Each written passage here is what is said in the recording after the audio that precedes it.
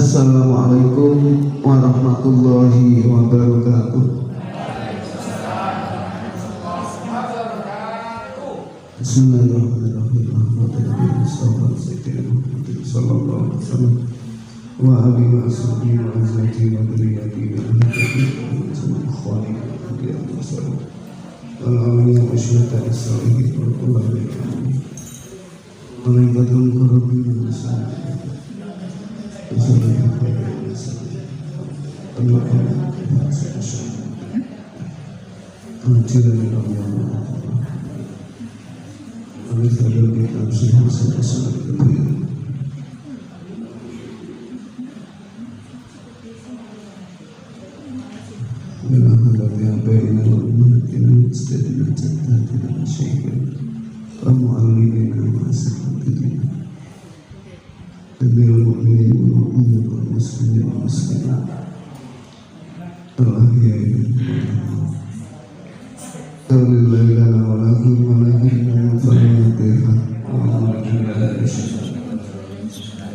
Bismillahirrahmanirrahim. Alhamdulillahirabbil alamin. Arrahmanirrahim. Maliki yaumiddin. Iyyaka na'budu wa iyyaka nasta'in. Ihdinas siratal mustaqim. Shiratal ladzina an'amta 'alaihim ghairil maghdubi 'alaihim waladdallin. Bismillahirrahmanirrahim.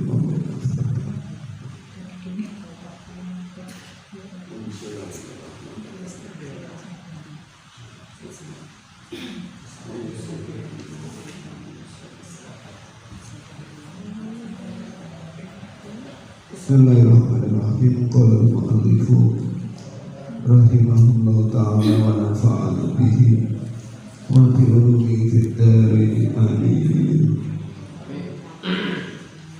Wa qala sallallahu alaihi wasallam ta'allamul ilma fa'malu bihi. Wa qala sallallahu alaihi wasallam ta'allamul ilma wa kunu min ahlihi. Maqala sallallahu alaihi wasallam yuzanu yaumal qiyamati midadul ulama'i wa tasyuhada. Wa qala dawuh sapa kanjeng Nabi Muhammad sallallahu alaihi wasallam, kanjeng Nabi sampun dawuh ta'allamul ilma wa kunu min ahli. Ta'allamu padha belajar sapa sira. Ta'alamu padha belajar sapa sira kabeh al-ilma'i ilmu wa kunu lan padha ana sira kabeh wa kunu lan padha ana sira kabeh ana iku min ahli tetap setengah saking ahli ilmu. Dalam hadis ini kanjeng Nabi pernah bersabda memerintahkan kepada kita umatnya, umat Islam diberi semangat, diberi motivasi, diamanatkan, diperintahkan untuk senantiasa tidak henti-hentinya belajar. Ta'allamul ilma, pelajarilah ilmu. Banyak redaksi hadis di atas yang sudah menyebutkan kanjeng Nabi sangat mementingkan, sangat mendorong umatnya, kita semua tidak henti-hentinya untuk belajar. Ada ta'allamul ilma wa alimuhu nas, kemudian ta'allamul ilma wa amalu bihi, ta'allamul ilma wa kunu min ahlihi. Dalam hadis lain juga dikatakan ta'allamul ilma minal mahdi ilal mahdi, atau kita kenal dengan konsep belajar sepanjang hayat. Bahwa penting sekali ilmu bagi kehidupan kita, betapa ilmu sangat dipandang penting oleh agama Islam. Wa qala dawuh sapa kanjeng Nabi sallallahu alaihi wasallam, kanjeng Nabi juga mengatakan yuzanu yaumal qiyamati midadul ulama'i wa tamussudai. Yuzanu ditimbang, yuzanu bakal ditimbang yaumal qiyamati ing dalem dina kiamat. Nanti kalau telah datang hari kiamat, ditimbang apa midadul ulama imang sine para alim. Apa midadul ulama imang sine para alim.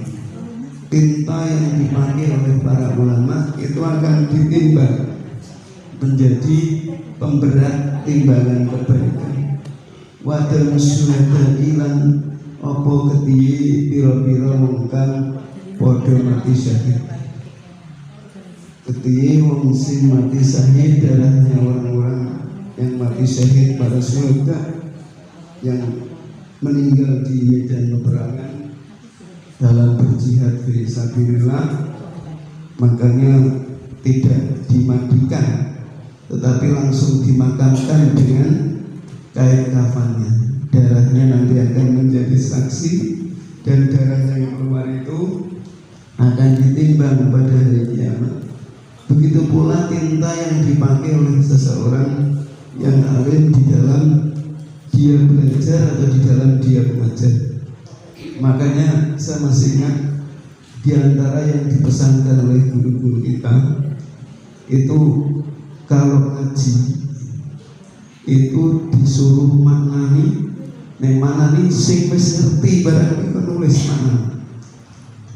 Bahkan dulu nganti kitab itu kemudian serunding, kaya kitab ketumpahan serunding klopo, paling diri paling klopo. Kitab sing ketumpahan serunding klopo rak karuan dipane. Ya, karena apa? Karena ternyata rahasianya ini di dalam kitab taklim kalau tidak salah juga diajarkan itu. Kalau mengaji, kalau bisa bawa pulpen, bawa buku, ada tulisan yang ditulis.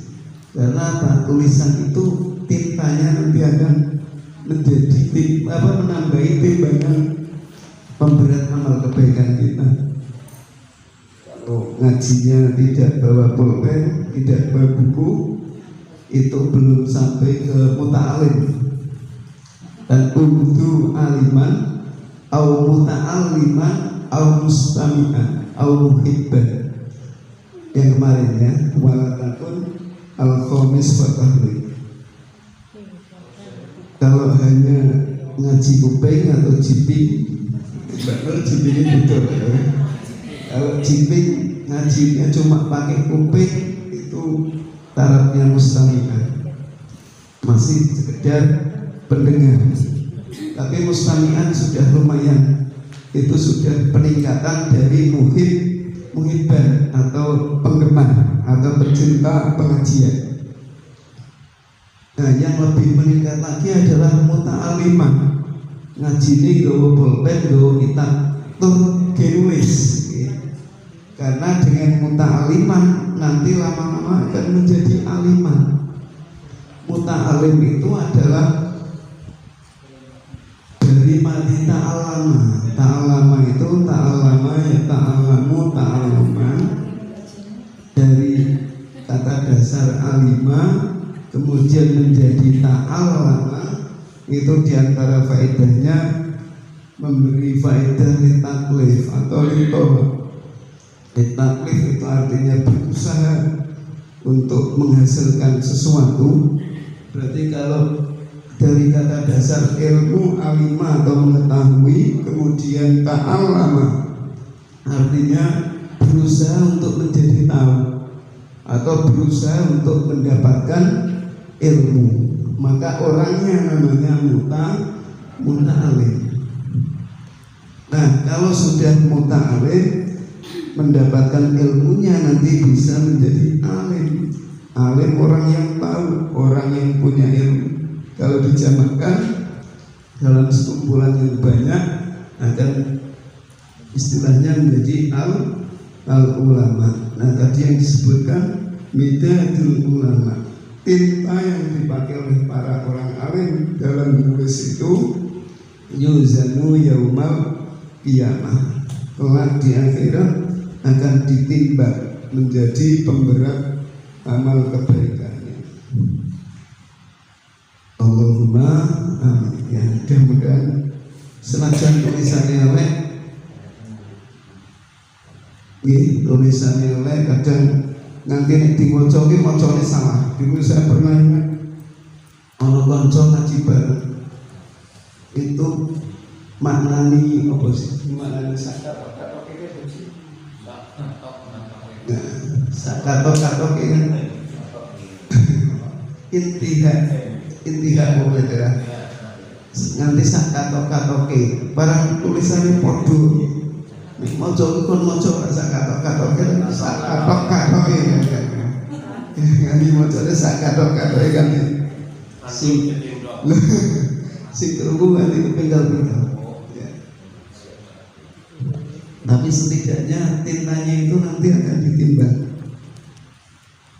Bismillahirrahmanirrahim. Wa qala dawu sabatan Nabi sallallahu alaihi wasallam ma ubidallahu bi syai'in afdala min fiqhin fid-din. Ma ubida ora disembah, ma ubida ora disembah sapa Allah Gusti Allah bi syai'in lawan suci-suci afdala kang luwih utama min fiqhin tinimbang saking makan fid-dini ing dalam agama.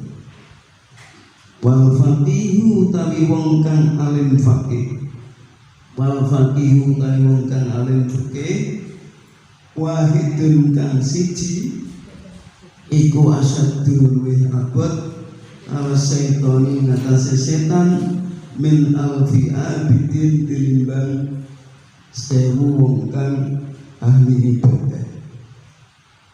Ai bila fikih dibandingke wong sing tukang ibadah 1000 tapi ibadahnya tanpa ilmu, tanpa dipahami, tanpa paham ilmunya, itu bagi setan lebih berat untuk menyesatkannya, lebih berat menyesatkan orang alim fikih satu. Wong alim fikih siji dibandingke wong abid orang ahli ibadah 1000 kanggone setan isih luwih abot ngalahke wong alim fikih satu. Ini menunjukkan betapa pentingnya menjadi seorang yang paham tentang agama, seorang yang paham tentang ilmu.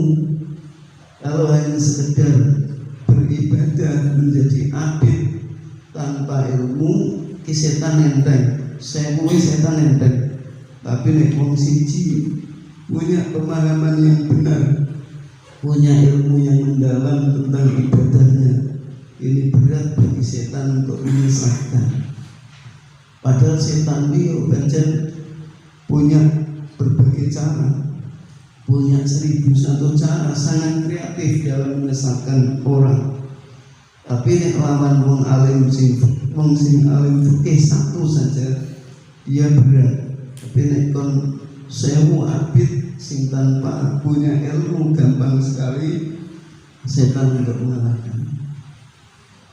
Bakalan dawu sebutan Nabi Muhammad sallallahu alaihi wasallam, yasfa'u yaumal qiyamati salah satu, yasfa'u bakal nulungi, yasfa'u bakal nulungi atau bakal paling syafaat. Yaumal qiyamati dalam dina kiamat apa sapa salah satu wong telu.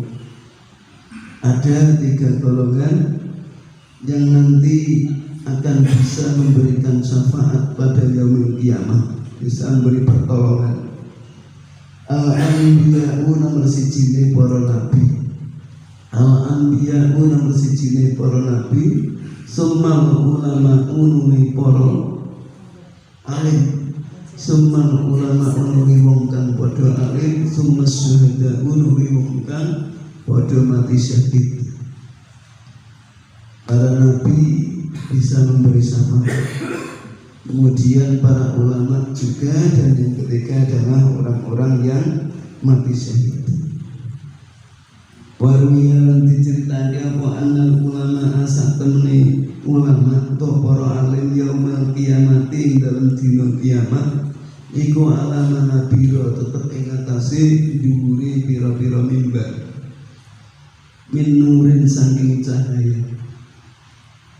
Nanti di hari kiamat tempatnya orang yang alim, para ulama itu ada di atas mimbar yang terbuat dari cahaya. Wanakola lan mindah sapal Qadhi Husain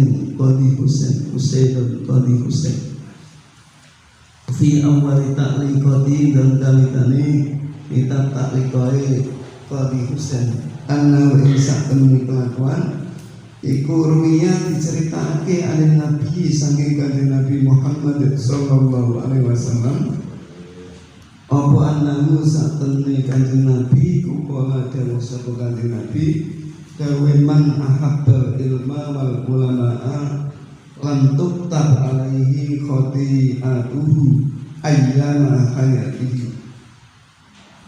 Man utawi sapa wong iku ahabba seneng sapa man lamun demen sapa man cinta sapa man al ilma ing ilmu nek ana wong seneng gawe ilmu seneng golek ilmu wal ulama'a lan seneng ing para ulama lam tuktab mongko ora ditulis alaihi ing atase man apa khati'atu pira-pira keluputane man ayyama hayatihi ing dalem pira-pira dina uripe man.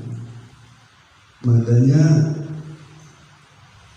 selama kita hidup usahakan untuk mendekat kepada ulama dengan maksud untuk mencari atau menghasilkan ilmunya.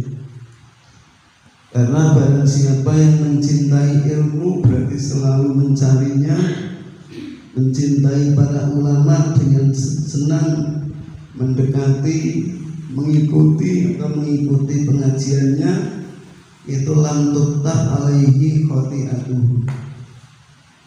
Kelumputan, kekhilafan, kesalahan yang dilakukan selama hidupnya tidak dicatat. Ini masuk akal sebabnya dalam rangka dia mendekat pada ulama, menyerap ilmunya, maka statusnya adalah sebagai orang yang sedang kondisi belajar. Orang yang sedang dalam kondisi belajar itu nek nglakoni kesalahan isih dimakfu, isih di ngapura, wong jenenge wong iki belajar. Selama masih mencari ilmu, selama masih menyerap ilmu dari para ulama, berarti masih berstatus muta'alim, masih berstatus belajar. Dosa-dosanya tidak ditulis. Kalau ada wasapa kanjeng Nabi maru yang diceritake.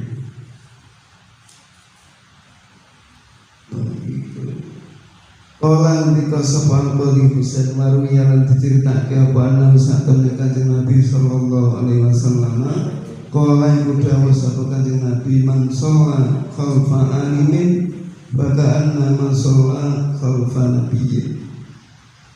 Man utawi sapa wong iku sholat lamun sholat sapa.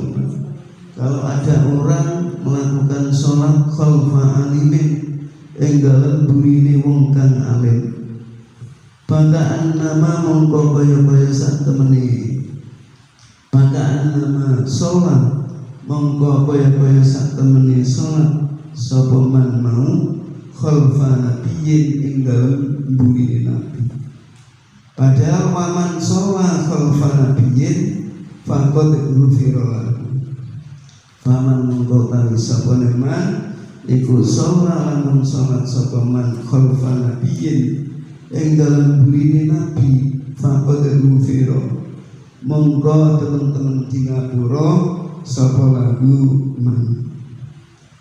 Nek ana wong gelem salat ning burine wong alim menjadi makmumnya imam yang alim, maka dia seperti salat di belakang nabi. Padahal sing sapa wong salat ning burine nabi maka telah diampuni dosanya. Ini kita sebagai manusia lumrah, manusia awam, tentu yang namanya dosa itu mudah sekali terbentuk.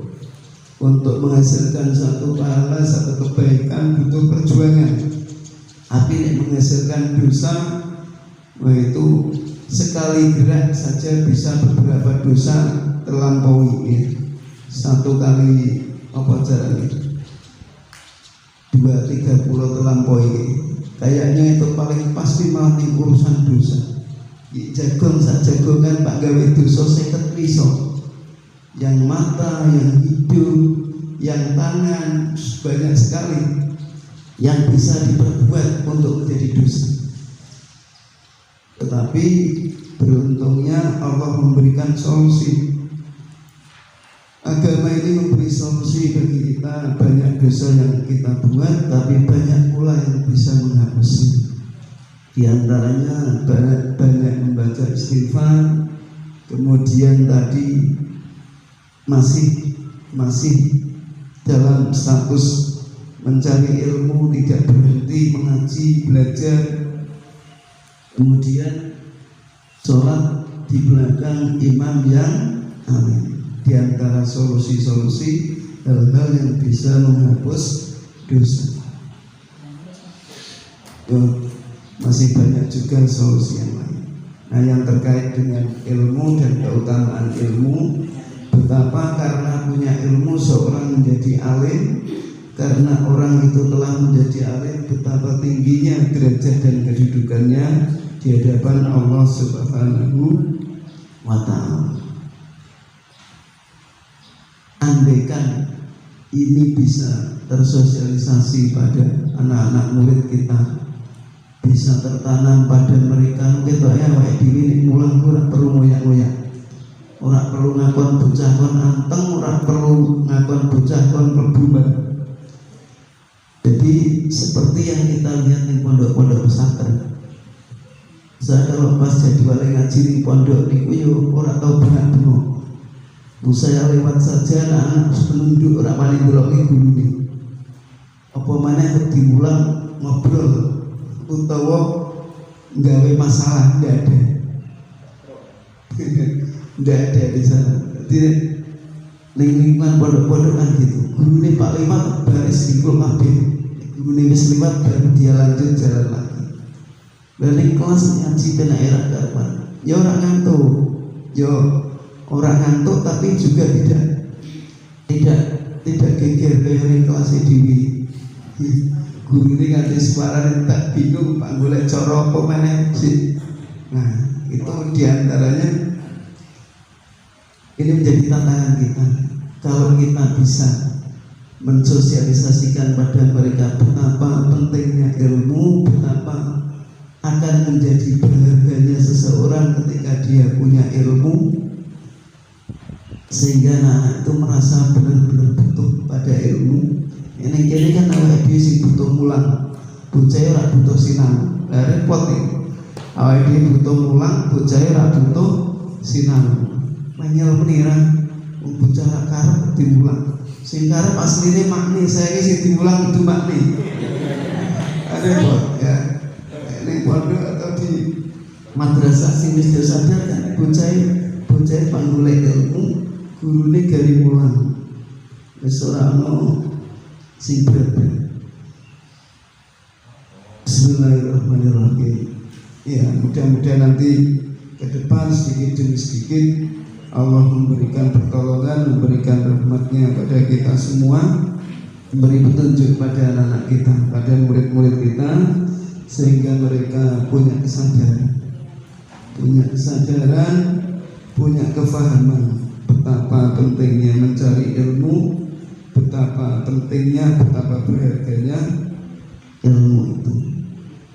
Yuk kita berusaha menjelaskan, menerangkan, kita juga mendoakan, insya Allah nanti bisa, walaupun mungkin sedikit demi sedikit. Tapi kalau lingkungannya sudah terbentuk, itu yang datang baru, yang minoritas itu biasanya menyesuaikan. Tapi kalau lingkungannya belum terbentuk ya berat. Lingkungannya harus terbentuk dulu. Maka kalau di sini dibuat boarding, dibuat ma'had, nanti telah diasuh Pak Fathur Rahman, diatur Pak Akib dan sebagainya, anak-anak punya adab, punya tata krama seperti pesantren, itu diharapkan nanti bisa menular pada yang lain. Maka ini akan menjadi menjadi harapan yang besar untuk kita. Maka monggo kita sempuyung bersama-sama, juga kita doakan bersama-sama. Semoga program itu berhasil, sukses, membawa dampak perubahan yang baik, menjadi manfaat untuk kita semua. Niki mau mulai ini gasih, rambutnya gasih ini. Dari gasih.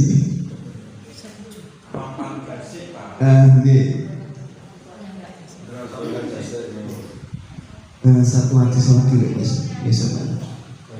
Bismillahirrahmanirrahim. Mafi hadisi Abi Dzarrin lan iku tetep ing dalam hadisi Abi Dzar radhiyallahu anhu apa anna hudur majlisi dzikrin afdalu min sholati alfi rakaat wa syuhudi alfi janazatin wa iyadati alfi masyhudi alfi janazatin wa iyadati alfi maridin. Anna hudur majlisi dzikrin, sak temene nekani majlis dzikir, afdalu iku luwih utama min sholati alfi rakaatin, tinimbang sholat 1000 rakaat. Masih lebih utama mendatangi majelis ilmu, majelis dzikir, majelis yang membicarakan tentang halal haram, majelis yang membicarakan tentang ibadah, tentang bagaimana kita bermuamalah, bagaimana kita berzakat, berhaji, bagaimana kita berumah tangga, bagaimana kita menikah, bagaimana kita melakukan perceraian dan sebagainya. Alhamdulillah perceraian ini. Majelis zikir, mendatangi majelis ilmu, majelis zikir itu lebih utama daripada sholat sunnah 1000 rakaat. Artinya kalau kita harus memilih Pak ngelakoni sholat sunnah 1000 rakaat apa mendatangi majelis zikir. Nek aku nekani majelis zikir iki aku ora iso sholat, padahal aku pak sholat sunnah 1000 rakaat. Tapi nek aku sholat sunnah 1000 rakaat majelis zikirnya selebar. Misalnya terjadi perbandingan seperti itu, ini Kanjeng Nabi mengatakan yang lebih utama adalah mendatangi majelis zikir. Apa maneh bandingannya kok mau sholat sunnah 2 rakaat? Apa maneh bandingannya kok mau sesuatu yang lain?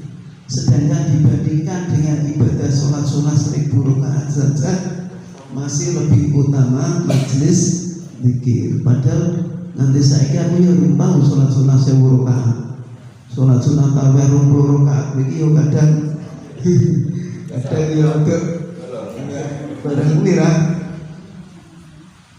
Bagi sholat sunnah 1000 rakaat ini siapa masjid. Tapi untuk ini awake dhewe ra tau nglakoni sholat sunnah 1000 rakaat, tapi untungnya gelem teko majelis zikir. Padahal itu kan lebih baik ya.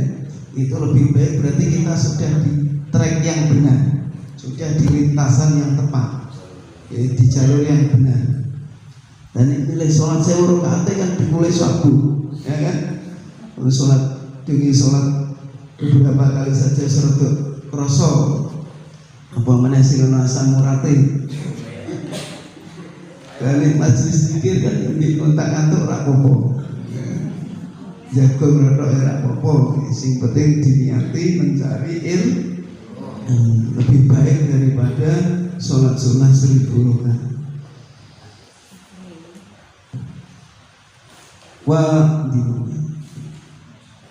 Wasuhuti alfi janazatin, dan memberi persaksian untuk 1000 jenazah orang Islam yang meninggal. Layat wong sewu, kita aku seumur hidup ya layatnya rung tau ping 1000 ya. Ketimbang layat ping 1000 sih lo yang apik mendatangi majelis zikir. Ya bukan berarti ini anak tong mati rasa dilayat ya. Bukan begitu. masih bisa dikompromikan ya dikompromikan. Ini kan ketika terjadi konfrontasi. Konfrontasi apa? Waktu ini bareng orang iso dipilih dua-duanya. Ini jeda iso diatur. Atau masih bisa majlis dikira ditunda sih ora apa-apa. Tapi ketika harus memilih salah satu, ini bahkan nek mung jenayah siji, mung jenayah sewu sik luwih apik majlis dikir. Mulane sing kudu ngalah subutu jenayah ini. Artinya apa?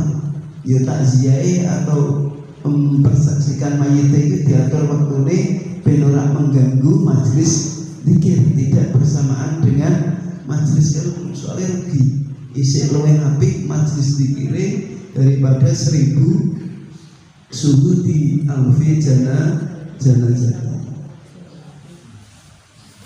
wa alfi maridin wa iyadati alfi maridin lan nilai 1000 wong lara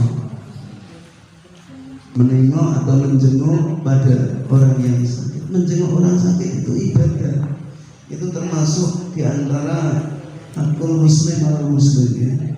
Kewajiban orang muslim pada orang muslim yang lainnya, termasuk sunnah amalan yang dilakukan juga dianjurkan oleh Nabi Muhammad Sallallahu Alaihi Wasallam. Menjenguk orang yang sakit, saudara, teman, tetangga kita yang sakit, ini kita disunahkan untuk menjenguk.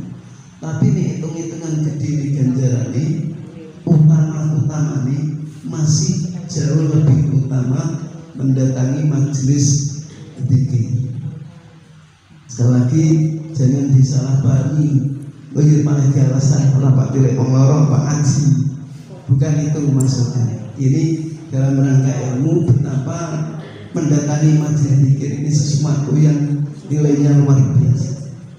Termasuk mudah-mudahan yang kita lakukan saat ini, walaupun ya sing ngaji yo kelas opo kelas malahnya kelas praktika ya. Tapi mudah-mudahan kebersamaan kita mendapatkan ridho dari Allah Subhanahu wa taala, menjadikan hidup kita berkah dan majelis ini benar-benar menjadi majelis ilmu yang manfaat. Amin Allahumma amin. Dan saya bisanya seperti ini Bapak Ibu, bisanya dengan gaya saya sendiri, kebiasaan yang biasa saya lakukan. Nek Bu Ida misalnya ora pakai paham kadung kulinone bahasa Jawa Bu, biasanya bahasa Jawa, Pak maknani bahasa Indonesia malah kulone sing bingung, saya bingung. Isane ngeten yo tak seringi penjelasan dikit-dikit, tapi kata wis mulai mudeng iku bahasa Jawa. Sambil wis mulai mudeng, cuma nek kon ngomong bisa ngene. Wallahu a'lam bishawab.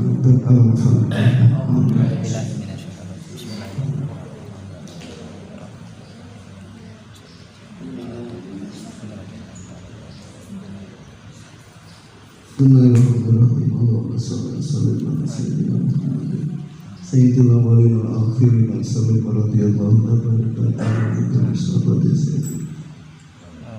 Bismillahirrahmanirrahim. Alhamdulillahirabbil alamin. Allahumma jalla dzulkan wa dzulkan bainana istadil jaddatul musyrikin wa sabil wajibati alayhi jamil mu'minin wa mu'minat wal muslimin.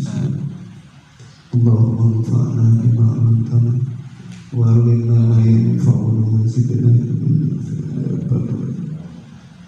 Allahumma inna qad istawta'na bima 'allamtana farudhu ilayna innaka ja'alna ilayhi wa la tunsina ya rabbal alamin.